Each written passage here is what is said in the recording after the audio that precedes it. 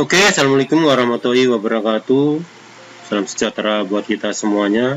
Jumpa lagi dengan saya, tentunya masih di channel Neurolas.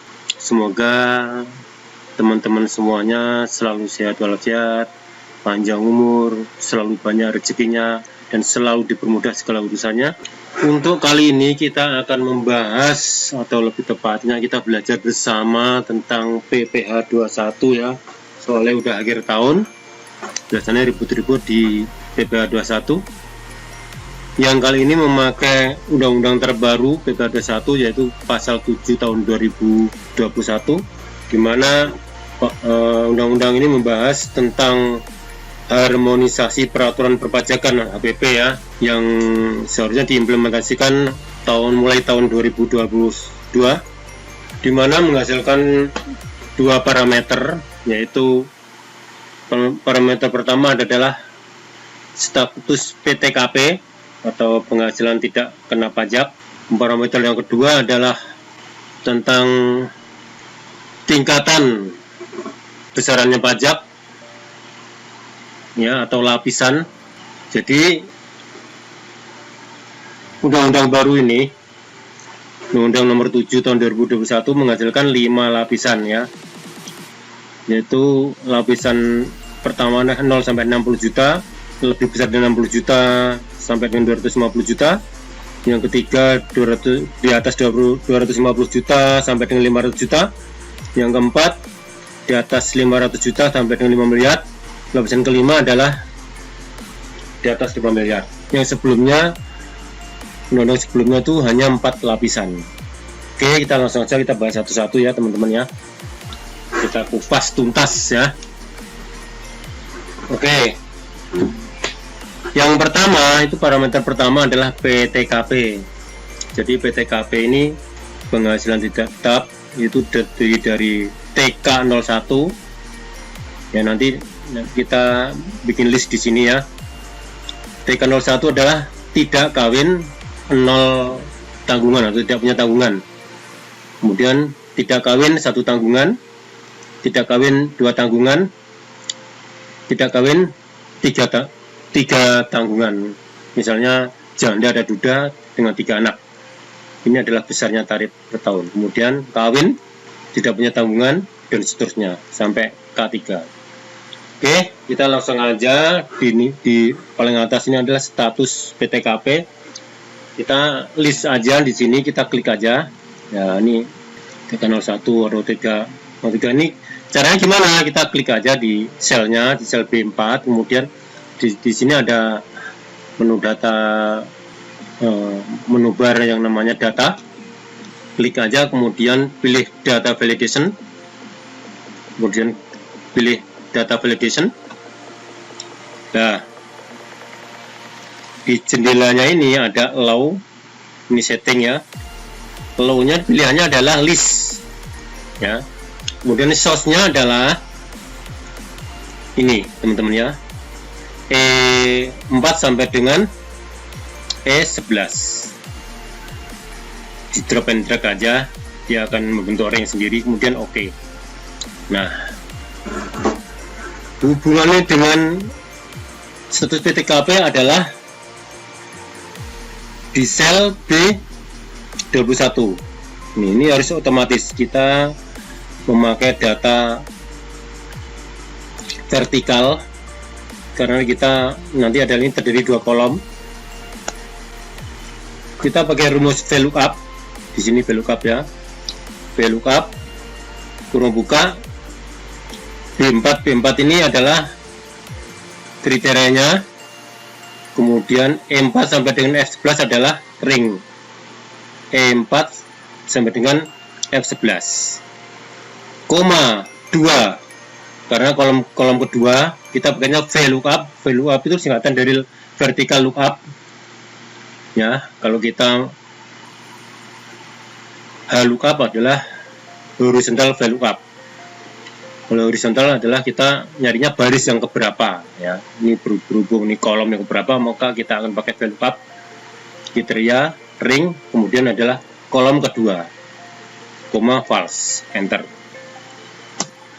Maka begitu kita pilih di sini otomatis penghasilan tidak tetap akan membaca kolom yang kita ring tadi.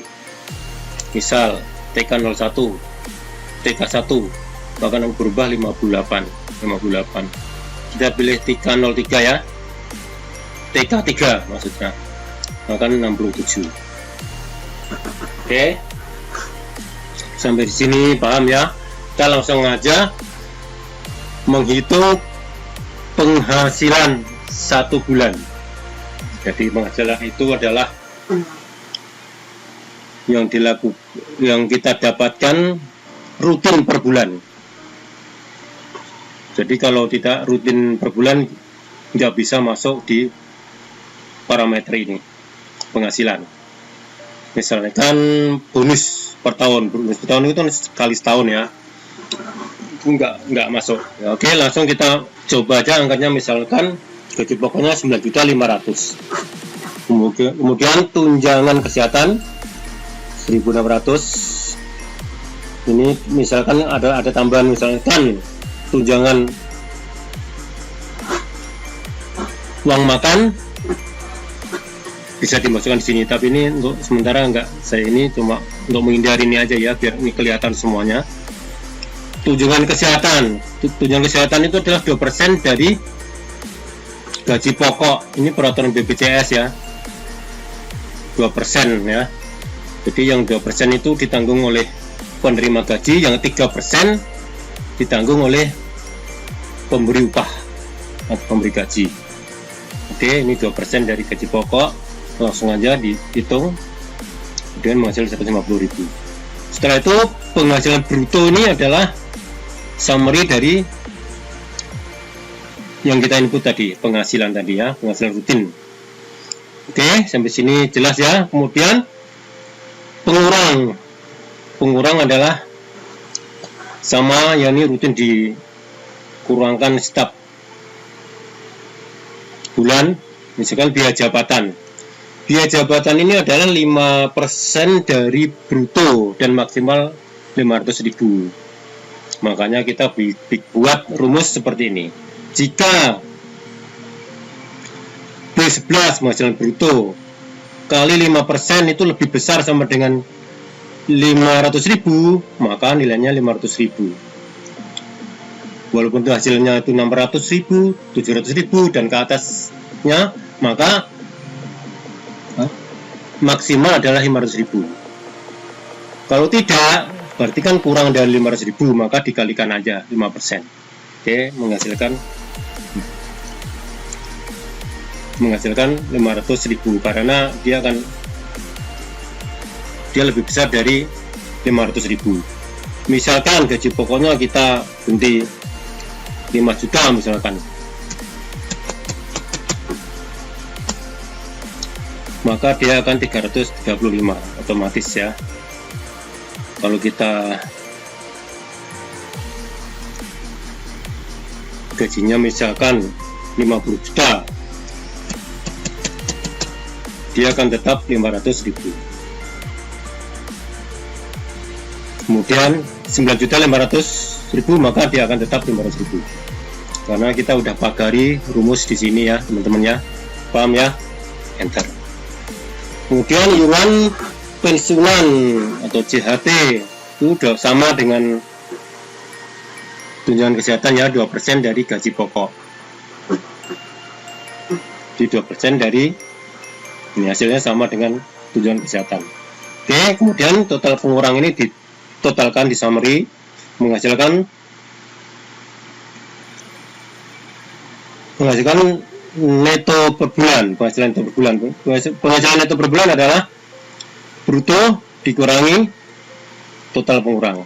Hasilnya adalah penghasilan neto sebulan. Kalau setahun berarti dikalikan 12. Oke teman-teman ya, paham dari sini ya. Kemudian penghasilan tidak kena pajak tadi sudah saya jelaskan di awal, menggunakan list dan menggunakan VLOOKUP. Datanya di sini ya, parameternya. Kemudian penghasilan kena pajak, maka penghasilan kena pajak adalah B19, penghasilan neto setahun dikurangi penghasilan tidak kena pajak, maka menghasilkan angka sekian. Kemudian dibulatkan ya, misalnya dibulatkan ke bawah, misalkan ada misalkan angkanya 59.700.223 misalnya, maka 223 bisa dihilangkan, dibulatkan ke bawah. Oke, sampai sini jelas ya. Kemudian PPh 21 per tahunnya berapa? Nah, kita lihat. Oke, kita lihat dulu di parameter yang kedua. Oke ya. Jadi